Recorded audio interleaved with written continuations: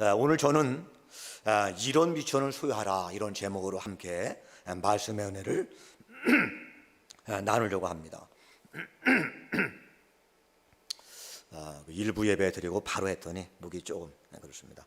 용서하시 바랍니다.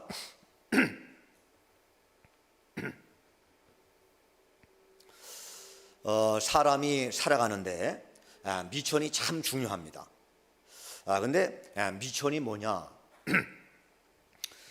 미천이라고 하는 말의 그 사전적인 의미를 보니까 어떤 장사나 영업을 하려고 할 때에 그 영업이나 장사의 기초가 되는 돈 또는 물건, 그리고 그 일을 할 수 있는 어떤 재주 또는 기술, 이걸 가리켜서 미천이다 이렇게 말합니다.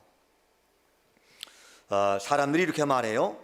나는 미천이 다 떨어졌어. 또 나는 미천이 짧아. 이렇게 말하는 분이 있어요. 뭐 장사하려고 하는데 미천이 없어 이런 말합니다.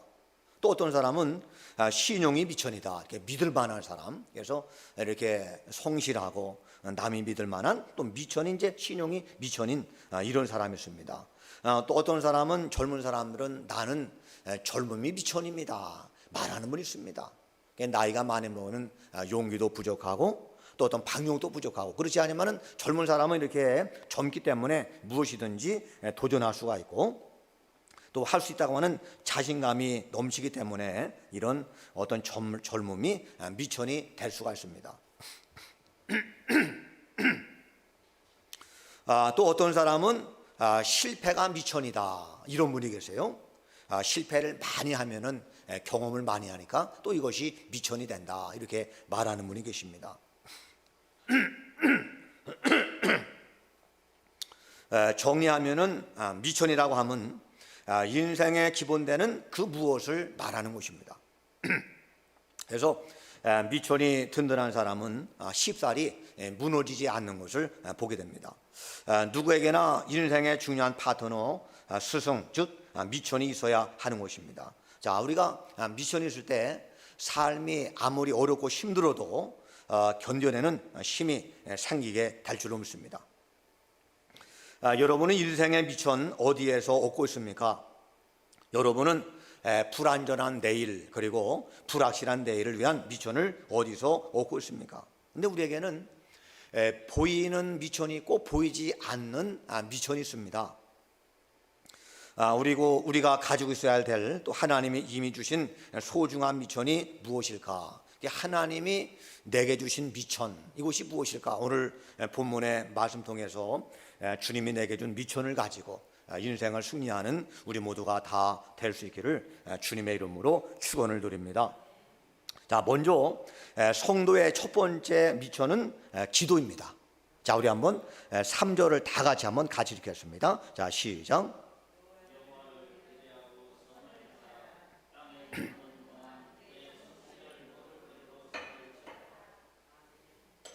여기 3절에 보니까 여호와를 의뢰하고 자, 의뢰하고 빼타후라고 하는 말입니다. 빼타후.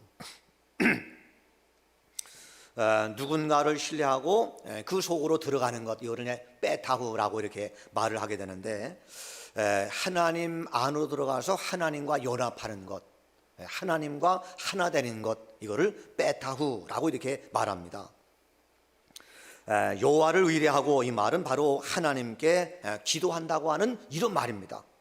여러분, 기도는요, 하나님이 성도에게 주신 가장 큰 힘이요 가장 큰 무기가 되는 줄로 믿습니다. 자식이요, 부모를 잘 둘 때 부모가 큰 미천이 됩니다. 저는 제가 처음에 교회를 개척할 때 제 친구 전사부니까요, 부모님이 교회를 다 지어줬어요. 시작할 때 교회를 짓고 시작하니까 뭐 1년 되니까 100명이 모이더라고요. 그래서 야, 참 부럽다. 아버지가 목사님이고 어머니가 사모님이고 또 형제들 7명인데 형제들이 다 목사님이고, 그래서 이렇게 교회를 지으면서 시작하니까 교회가 얼마나 부흥하는지 너무나 부럽더라고요. 저는 이제 2000에 30 시작했거든요. 근데 30만 원 월세가 왜 그렇게 빨리 돌아오는지, 그렇게 빨리 들어오더라고요. 그래서 좀 나도 이렇게 좀 교회 짓고 시작하면 얼마나 좋았을까 이런 마음이 들더라고요. 여러분, 이 아버지가 부자이면은 이게 참 미천이죠. 그래서 자식이 걱정할 게 없습니다. 그러니까 부모에게 구하면 되잖아요.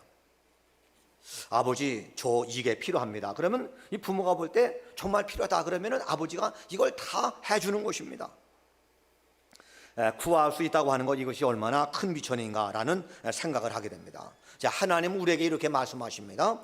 요한복음 16장 23절에서 내가 진실로 너희 이르노니 너희가 무엇이든지 아버지께 구하는 것을 내 이름으로 주시리라. 이 아들이 아버지께 구하면은 아버지가, 돈 많은 아버지가 너 그거 하려고 하느냐? 아버지가 힘 있는데 너 도와줄게. 아버지가 미천이 되는 것처럼 하나님은 능력이 많으신 분입니다. 세상을 창조하신 분이세요. 할 수 없는 게 없는 이런 분이세요. 근데 이 하나님께 기도하면은 너희가 기도하라. 너희가 무엇이든지 아버지께 구하는 것을 내 이름으로 너에게 다 주리라. 할렐루야. 여러분, 자, 우리 믿는 성도에게 기도가 미천인 것을 믿으시기를 바랍니다. 제가 목회를 처음 시작할 때 사무엘상 1장 말씀 읽고 큰 은혜를 받았습니다. 야, 이런 사람도 있구나. 이렇게 하나님께 축복받은 사람도 있구나. 자, 이렇게 기도 응답받은 사람이 있구나. 제가 깜짝 놀랐습니다. 여러분, 우리 좀 연세 좀 힘들지만은 자, 사무엘상 1장을 좀 잠깐 찾아보겠습니다.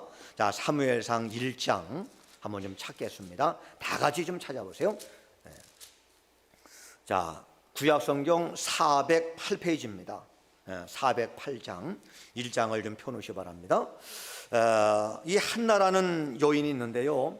이 한나라는 여인은 어떤 그 결정적인 핸디캡, 이렇게 어떤 이렇게 사람에게 내놓을 만한 것이 없는 하나의 핸디캡이 있는데, 이 한나는 자식을 낳지 못했다는 사실이에요. 자식을 못 낳았어요. 여자가 이제 가정을 꾸리고 결혼하면은 자녀를 낳아야 이게 좋은데, 시부모님이 자녀를 얼마나 기다리겠습니까? 또 남편이 얼마나 자녀를 기다리겠어요? 근데 이 한나는 자식을 낳지를 못했습니다. 이 한나가 자식을 낳지 못하니까 이 엘가나 남편이 둘째 부인을 얻었습니다. 근데 브린나는 자녀를 얼마나 잘 낳는지 이 한나가 사무엘을 낳기까지 무려 4명의 자녀를 낳았어요. 그러니까 브린나는 자녀를 잘 낳고 한나는 자녀를 못 낳고, 그러니까 둘째 부인이 한나에게 이렇게 말합니다. 너 자녀도 못 낳는 주제에 안방만 차지하면 너 그게 뭐냐? 안방만 차지하면 다냐? 자녀도 못 낳는 주제 하면서 자꾸만 이 브린나가 한나 마음을 격동케 하고 한나 마음을 자꾸만 괴롭게 하는 것입니다. 자, 이때 한나가 너무나 마음이 괴로워서 하나님께 통곡하면서 기도하게 되었습니다.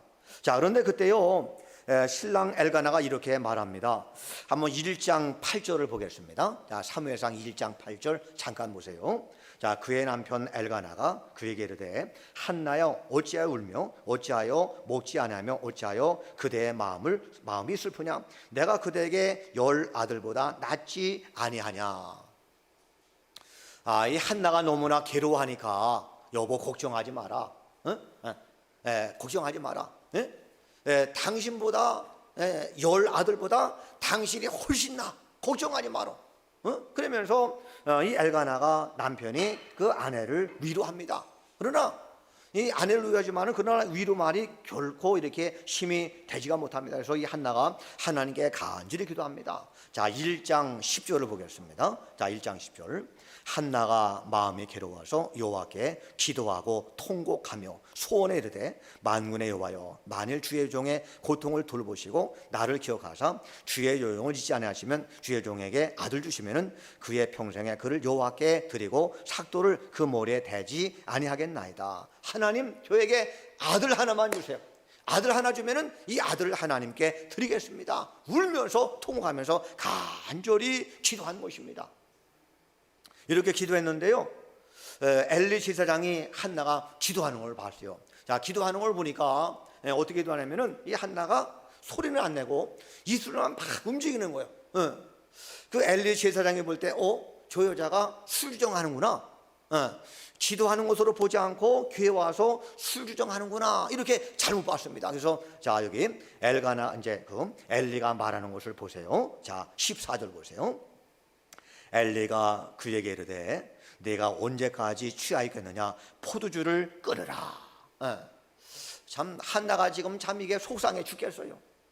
자기는 아기를 못 낳아가지고 하나님께 통곡하면서 간절히 기도하는데 아니 목사님이 오셔가지고 너 언제까지 이렇게 술 취했겠느냐 좀 포도주 좀 끊어라 이렇게 말하면요 얼마나 참 이렇게 화가 나고 얼마나 이렇게 참 이렇게 마음이 상하겠습니까? 아유 우리 목사님이 내 마음도 몰라주고 이럴 수가 있는가? 내가 이 교회 계속 나와야 되는가? 아유 저렇게 영성도 없고 저렇게 알지 못하는 목사님 얼마나 답답한가 하면서 아마 교회를 뛰쳐나갈지 모르겠어요. 그런데 여기 한나는 시험 늘지 않았습니다. 한번 보세요. 자 15절 한나가 대답하려되 내 주여 그렇지 않습니다. 나는 마음이 슬픈 여자라 포도주나 독주를 마신 것이 아니요 요 앞에 내 심정을 통한 것뿐입니다. 내가 마음이 너무나 이렇게 좀 마음이 슬퍼서 내 마음을 하나님께 통한 것입니다. 하나님 나에게 아들 주세요 기도하는 것입니다. 그랬더니 여기 이제 엘리가 이제 그거를 이해하고 이렇게 말합니다. 11절에 엘리가 대답하려되 평안히 가라 이스라엘 하나님이 내가 기도할 구하는 것을 허락하시기를 원하노라. 아멘. 목사님이 인정했습니다. 목사님이 기도해 줬어요. 이제 걱정하지 말아라 근심하지 마라 하나님이 내 기도를 다 들어주었다. 할렐루야.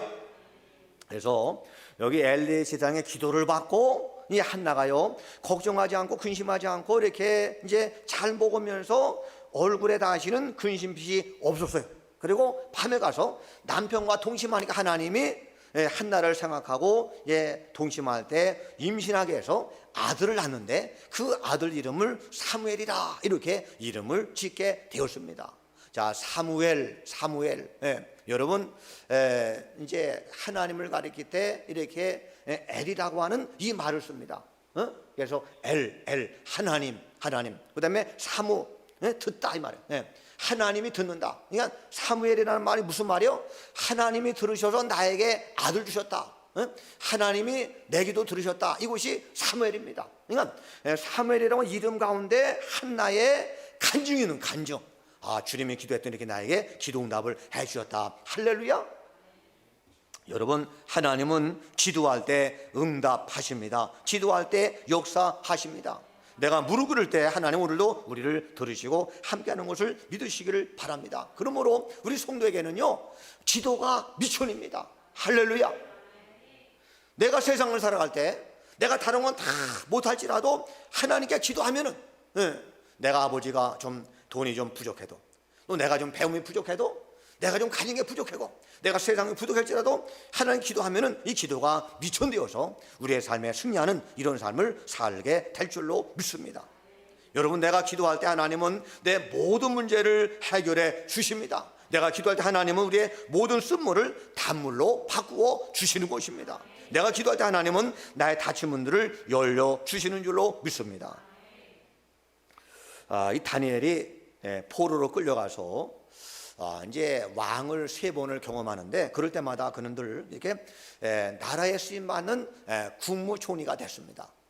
왕이 계속 바뀌어도 쓰임받는 국무총리가 됐는데 그리고 또 수석 국무총리가 됐습니다. 어떻게 계속 쓰임받는 이렇게 국무총리가 될 수가 있었는가? 그것은 그가 기도의 사람이기 때문에 그런 것입니다. 이 다니엘은 하루에 3번씩 기도를 했습니다. 여러분 하루 얼마나 바쁩니까? 근데 바쁜데 하루에 3번 기도할 수가 있을까요? 얼마나 바쁜데 기도하겠어요?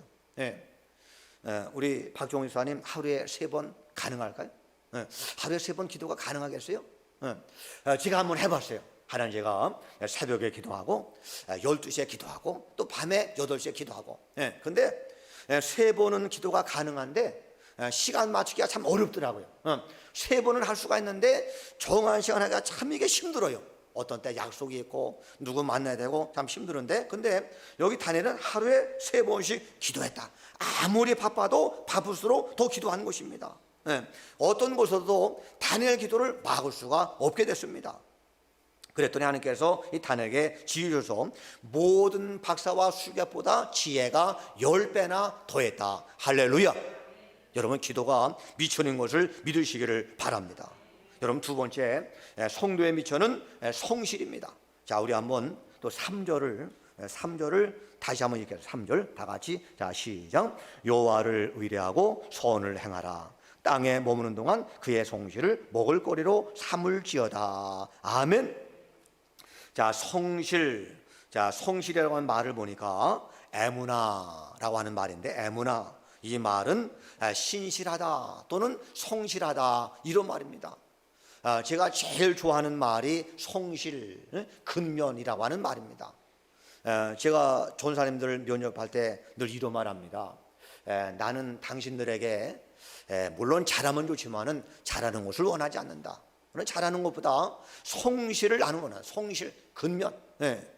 어떤 전사님을 이렇게 이제 써보니까요, 하다가 중간에 그만두는 사람이 있어요. 저는 그 사람이 제일 싫어요.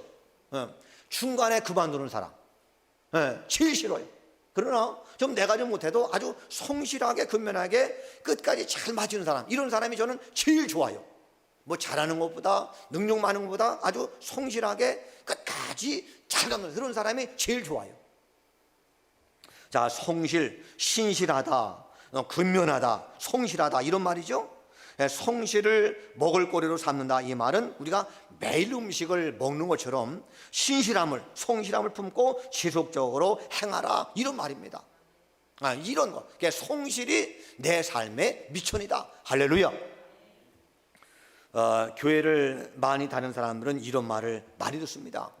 예수를 잘 믿는다라는 하나님께 복을 받아서 나라가 경제적으로 잘 사는 나라가 되었다, 이런 말을 듣죠. 그래서 예로 미국이나 또 영국, 프랑스, 독일, 또 네덜란드, 그다음에 이 북유럽의 여러 나라들, 룩셈부르크, 네덜란드, 이런 벨기에, 이런 나라들, 예를 들어 이런 나라들은 국민소득이 4만 달러가 넘습니다. 스위스, 오스트리아 다 그렇죠. 근데 이런 나라가 왜 잘 사는 나라가 됐냐? 예수를 잘 믿으니까.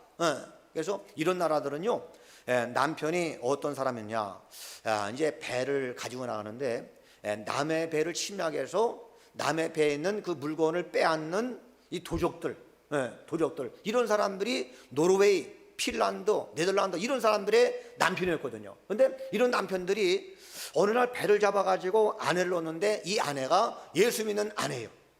그래서 이 아내들이 그 도적질하는 남편과 결혼해가지고 자녀를 낳는데, 내 자녀는 아빠처럼 살면 안 돼, 이런 마음 가지고 이 자녀들에게 말씀 전하고 복음을 잘 전했습니다. 그런데 이 아이들이 잘 자라가지고 나라를 꾸려나가는데, 복음의 나라, 믿음의 나라를 꾸려나간 것이 바로 오늘날의 이제 스칸디나비아 3국이 되는 것입니다. 이 나라가 복을 많이 받아가지고 경제로 잘 사는 나라가 되었습니다. 할렐루야. 예수를 잘 믿으면은 그 나라가 건강한 나라, 잘 사는 나라가 되는 것입니다. 그런데요, 세계 나라 가운데 이런 원칙이 적용되지 않은 나라가 한 나라가 있습니다. 어떤 나라일까요? 일본이라고 하는 나라입니다. 일본. 그러니까 일본이라는 나라는 우상단지 나라가 일본입니다. 일본은 800만의 귀신이 있는 나라가 일본 나라입니다. 그런데 일본이 어떻게 잘 사는 나라가 되었는가? 어떻게 이렇게 이런 원칙을 무너뜨리고 잘 사는 나라가 되었는가 보니까요, 이 나라 사람들은 얼마나 성실한지 모릅니다. 근면, 또 성실, 또 충성, 신뢰, 이것이 보편적인 나라가 일본입니다. 그래서 일본 나라는 제가 가보니까요, 얼마나 사람이 성실한지. 우리나라 집보다 집이 작아요. 그래서 화장실이 들어가서 제가 변을 보려고 하니까 너무나 좁아가지고 좁더라고요. 자동차도 아주 우리나라 이렇게 이렇게 작은 모닝 같은 차들이 많아요. 근데 나라가 잘 살아. 성실하니까, 근면하니까. 그렇습니다. 비록 특별한 재능이나 능력이나 배경이 없는 사람 할지라도 자기 손으로 부지런하고 열심히 일하고 남에게 인정받으면은 이 사람은 평균 이상의 삶을 살 수가 있습니다. 그러나 반대로 남이 없는 특별한 재능이나 능력이나 환경을 가진 사람 할지라도 부지런하지 못하고 성실하지 못하고 남의 신뢰를 받지 못하면은 이 사람은 이렇게 교만하고 타락하게 돼서 잘못 사는 것을 볼 수가 있게 됩니다. 제가 이런 책을 봤습니다. 천연자원이 풍부한 나라, 이 나라가 잘 사는가 보았더니요, 이 나라가 못 살아요. 석유가 많이 나고 금이나 다이아몬드가 많이 나는데, 근데 이런 나라는 어떤 천연자원 의지하기 때문에 사람들이 게으르고 나태하고 성실하지 않습니다. 그러니까 나라가요 못 사는 나라가 되었어요. 네, 석유 많이 난 나라 보세요. 나라가 잘 못 삽니다.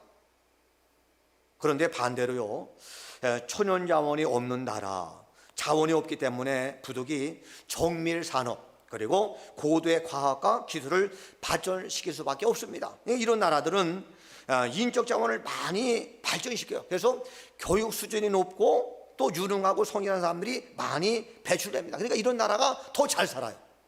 우리 한국 보세요. 교육률이 많이 높습니다. 고급 인력이 많습니다. 잘 살죠. 얼마나 고맙습니까? 자, 일본 성실하니까 잘 사는 나라가 되었습니다. 일본에 그 한 사람 본받을 만한 사람이 있는데, 일본 전산이라고 하는 기업의 나가모리 시게노부 사장이 있습니다. 이 사람은 일본이 10년 동안 경제 불안 가운데 이 기업만이 매출액이 4배 그리고 영업이익이 10배로 늘어난 이런 기업이 아주 이 일본 전산인데, 어떻게 이런 기적을 이루었는가 내용 보니까요, 이분이 28살 때 교토의 시골에 있는 허름한 3평짜리 창고에서 후배 3명과 함께 시작한 일본 전산인데, 근데 2009년도에 계열사만 140개, 직원이 13만 명, 크게 성장했습니다. 자, 어떻게 이렇게 성장하는 대기업이 됐는가 보니까요, 이분이 1944년도에 가난한 소장농의 아들로 태어났습니다. 너무나 가난해가지고 자기 집 농가가 작으니까 아버지가 남의 집 농가를 빌려가지고 농사를 졌어요. 농사를 지면은 아버지가 재배한 채소를 니아까 실어가지고 시장에 갖다 팔았거든요. 얼마나 가난해. 이런 가난한 출신인데, 그런데요, 이 나가모리의 철학과 인생에 누가 영향을 줬느냐? 어머니가 영향을 줬는데, 그 어머니가 누구냐면은 이 다미 여사인데요. 이 어머니가 이 아들 붙잡고 날마다 이렇게 교훈 줬습니다. 아들아, 남들보다 2배 일하면은 성공하지 못할 사람이 없다. 남보다 2배 노력하면은 성공하지 못할 사람이 없다. 또 절대로 편안하게 돈을 벌어서는 안 된다. 우리 청년들 잘 들으세요. 일확천금을 꿈꾸지 마세요. 내가 노력하지 않고 잘 되려고 생각하지 마세요. 절대로. 내가 땀 안 흘리고 그저 이렇게 내가 좀 어떤 다른 사람 좀 약삭 빠르게 뭔가 머리 써가지고 이렇게 어떤 단번에 일확천금 꿈꾸고 하려고 하지 마세요. 내가 땀 흘리고 애를 쓰고 성실하게 노력할 때 하나님은 땀의 결과를 얻게 하는 거예요. 할렐루야. 네. 제가 오늘 이렇게 좀 2부에 드리면서 목이 좀 찌그러서 제가 좀 죄송한데, 제가 코로나 오면서 어떻게 하면은 그 성도들 믿음이 좀 약해지지 않을까, 어떻게 하면은 더 많은 분들을 오게 할까 기도한 가운데 하나님이 일부 예배를 드려라. 그래서 일부 예배를 드렸어요. 그 일부 예배 이제 그 9시 반에 드려 보니까 이제 시간이 막 촉박하는 간지가 이렇게 좀 그 시간에 쫓길 때도 있는데, 그 일부 예배 드리고 또 바로 이제 제가 시간이 없어 쉬지 못하고 바로 2부 예배 드리니까 이렇게 좀 제가 목이 좀 그런데, 근데 하나님이 지혜 준 거예요. 너 열심히 해라. 최선 다해라. 땀 흘려 일하라. 목회하라. 따라서 하니까 하나님께서 얼마나 이렇게 감사하게 1부 예배가 2부 예배보다 더 많이 들었습니다. 그러니까 1부 예배 한 45명 들었어요. 얼마나 감사한지 모릅니다. 여러분들 땀 흘려 일할 때 그 결과를 얻게 하시는 것입니다. 할렐루야. 그래서 이 나가모리 시게노부가 이 어머니의 말씀, 남들보다 2배 일하면 성공하지 못할 리가 없다. 절대로 편하게 돈을 벌어서는 안 된다. 이 어머니의 성실을 모토로 삼을 때, 삶의 모토로 삼을 때 그가 성공하는 기업을 일구는 놀라운 사람이 된 것을 믿으시기를 바랍니다. 이게 나중에 이 사람의 경영의 근간을 이루게 되었습니다. 경영 철학을 이루게 됐습니다. 그래서 이분은요, 사원을 이렇게 채용할 때 방식이 있는데, 신입 사원에게 1년 동안 화장실 청소를 시켜요. 그러니까 이 기업애들은 1년 동안 화장실 청소를 해야 돼. 그래서 이제 우리 교회도 앞으로 장로 임명받으면 1년 동안 화장실 청소를 제가 시키려고 합니다. 그러려고 그래요. 그 다음에요, 이제 이분이 회사를 처음 설립하고 이제 신규 채용할 때 어떻게 뽑았느냐? 도시락을 나눠주고 도시락을 제일 빨리 먼저 먹는 사람, 이 사람을 뽑았어요. 부지런하잖아요. 그러니까 도시락을 제일 먼저 먹는 사람을 뽑았어요. 성실하니까 그렇게 하는 것이죠. 여러분, 자, 나가모리 사장은 이렇게 말합니다. 화장실이 깨끗한데도 실적이 나쁜 회사를 본 적이 없다. 청소도 하지 못하는 사람이 신제품을 생산하는 것은 불가능하다. 그래서 작은 일에 성실한 사람들이 큰 일에도 성공할 수가 있다. 할렐루야. 자신에게 주어진 일에 성실한 자가 귀한 일에 쓰임을 받게 되는 걸로 믿으시길 바랍니다. 잠언서 22장 29절에 내가 자기를 능숙한 사람을 보았느냐? 이러한 사람은 왕 앞에 설 것이요. 누가 왕 앞에 서느냐? 자기 일에 능숙한 사람. 할렐루야. 저는 우리 남성 중창단이 얼마나 자랑스러운지 모르겠어요. 아마 우리나라에서 제일 잘하는 중창단 같아요.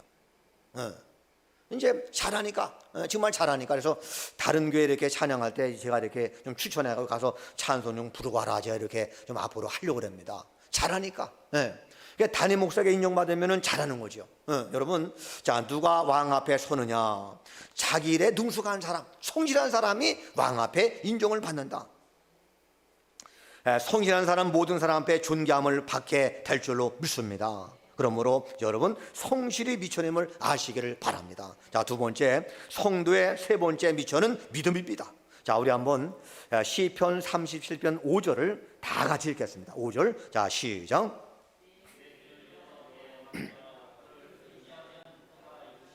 아멘. 너의 일을 여호와께 맡기라. 자, 맡긴다, 이 말을 히브리 원어 보니까 굴리다, 이런 뜻이 있습니다. 자, 어떤 사람이요, 무거운 짐을 어깨에 지고 막 합니다. 그러면 보는 사람도 참 이렇게 부담스러워요. 아유, 얼마나 무거울까, 얼마나 힘들까. 제가 그 전에 시골에서 이제 겨울 되면은요, 동네 뒷산에 이렇게 이제 그 산을 다 이제 이렇게 벌매를 합니다. 이게 벌매를 하면은요, 이제 그 나무를 벼놓고 요거를 벼는 나무를 그냥 먼저 가져가는 사람이 임자예요. 근데 이제 산에서 지게를 지고 지게에다가 이제 큰 소나무를 이제 몇 개씩 지고 내려오거든요. 그러면 그 집에 자식이 많은 사람이 유익해요. 자식들이 지게를 다 지고 나무를 내려오니까. 제가 중학생 때, 요새는 경우가 많지만은 그 이제 그 지게에다가 이 나무를 지고 내려오면은 참 이게 힘들어요. 그런데 어떤 사람은요, 이 나무를 굴리는 거예요. 굴려. 밑에 사람 있나 없나 보고서는 나무를 굴리면요, 얼마나 편한지 모릅니다. 자, 여기는 자, 맡긴다, 굴리다, 이런 말입니다. 짐이 무거워 지지 못하는 사람이 하나님께 자신의 인생의 모든 짐들을 위임하는 것, 이걸 가리켜서 위임한다, 맡긴다, 이런 말입니다. 여러분, 믿음은 맡기는 것입니다. 할렐루야. 나폴레옹이 영국에 패한 워터로 전투가 있습니다. 이 워터로 전투에 관한 이런 이야기가 전해져 오는데요, 프랑스의 위대한 그 작가인 빅토르 외고가 이렇게 기록을 남겼습니다. 한번 들어보세요. 그 격전이 있던 어느 날, 짝달막한 키의 전쟁원주 나폴레옹은 싸움이 벌어질 벌판을 바라보며 그의 사령관에게 이렇게 작전을 설명했다. 우리는 여기에 보병을 배치하고 저쪽에는 기병을, 그리고 이쪽에는 보병을 배치할 것이요, 날이 저물 때쯤에는 영국은 프랑스에게 굴복돼 있을 것이고, 또 영국의 웰링턴 장군은 나폴레옹의 포로가 될 것이요. 이 나폴레옹은 자신만만하게 자기가 계획한 모든 군사작전이 성공할 줄 알고 아주 자신만만하게 영국이 패배하고 영국의 웰링턴 장군이 나폴레옹의 포로가 될 것이오 라면서 자기 부하 사령관에게 말한 것입니다. 자, 이 말을 들은 사령관 네이 장군이 조심스럽게 말했습니다. 장군님, 각하, 계획은 사람이 세우지만 성패는 하늘에 달렸습니다. 이 사실을 잊지 마시 바랍니다. 그러니까 이 사령관은 이제 각하가 작전을 잘 세웠지만 그러나 하나님께 기도하면 좋겠습니다. 하나님을 의지하면 좋겠습니다. 이런 말이에요. 그런데 나폴레옹이 이 말을 듣자마자 이렇게 말합니다. 자기의 이제 키가 짝달막한데 짝달막한 그 몸을 쭉 펴면서 치를 조금 이렇게 좀 느리면서 자신만만하게 말하기를, 장군은 나 나폴레옹이 친히 계획을 세웠다는 것과 나폴레옹이 성패를 주장하는 사실을 명심하기 바라오. 내가 작전을 세웠소. 내가 성패를 주장하오. 이 말입니다. 얼마나 교만합니까? 자기가 성패를 좌우하고 자기가 계획을 세웠기 때문에 전쟁에 승리한다는 거예요. 근데 보세요. 자, 위고는 이어서 이렇게 기록했습니다. 그 순간부터 이미 워터루 전투는 패배한 것이나 다름이 없었다. 하나님께서 그 전날 밤, 전쟁의 전날 밤 비와 우박을 퍼부었으므로 나폴레옹 군대는 계획한 작전을 하나도 펼 수가 없었다. 전투가 벌어진 그날 밤에 나폴레옹은 영국의 웰링턴 장군의 포로가 되었고 프랑스는 영국에 굴복하고 말았다. 작전을 잘 세웠지만은, 군대를 잘 배치했지만은, 여기에 이렇게 포를 세우고 또 여기에 잘 이렇게 기로를 세웠지만은, 그러나 그 전날 밤에 비가 내리니까 어떻게 했어요? 대포 바퀴가 진흙구덩이 빠져가지고 대포가 못 나오고 움직이지 못하고 대포를 못 쏘고 다 이렇게 영국의 포로 돼가지고 전투에 패하고, 나폴레옹은 전투에 패하고 포로가 돼가지고 잡히는 이런 결과를 가져오게 된 것입니다. 자, 하나님은 놀랍게도 하룻밤에 소나기로 자기 사전에는 불가능이 없다고 빙자하게 큰소리친 나폴레옹의 계획을 여지없이 산산조각을 나게 만들어 버리는 것입니다.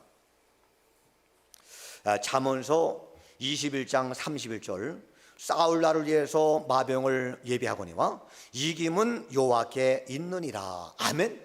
여러분, 인간이 아무리 애를 쓰고 노력해도 하나님이 외면하시면 안 되는 것입니다. 내가 아무리 애를 쓰고 노력하고 최선을 다해도 하나님께 맡기지 않으면, 하나님이 역사하지 않으면 안 되는 것입니다. 할렐루야.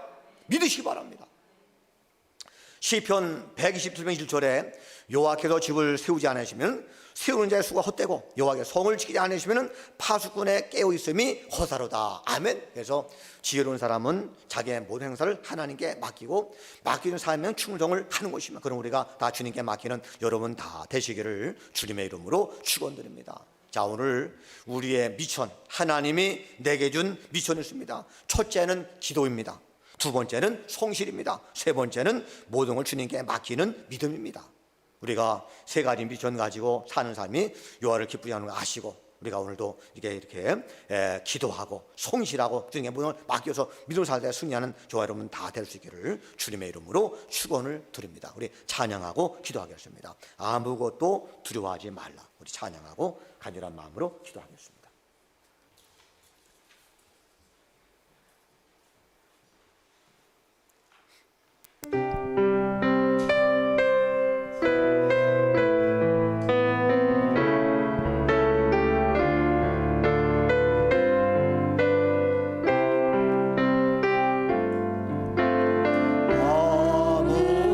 아무것도 두려워 말라.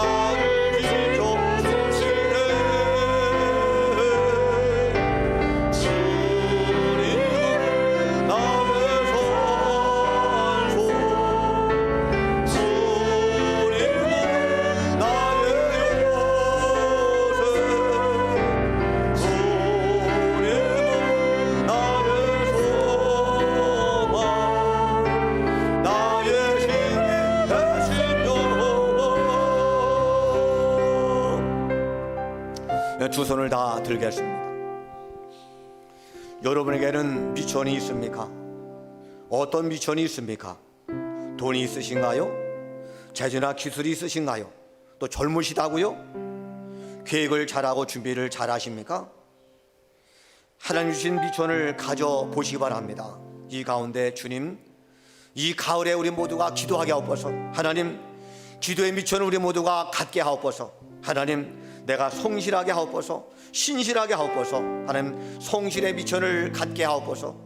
하나님, 내가 믿음의 미천을 갖게 하옵소서. 하나님, 주님께 맡기는 믿음의 미천을 가지고 내가 이 가을에 하나님 주님 주신 미천 가지고 성공하는 삶, 승리하는 삶이 되기 위해서 우리 다 같이 주여 삼창하시고 간절한 마음으로 기도하겠습니다.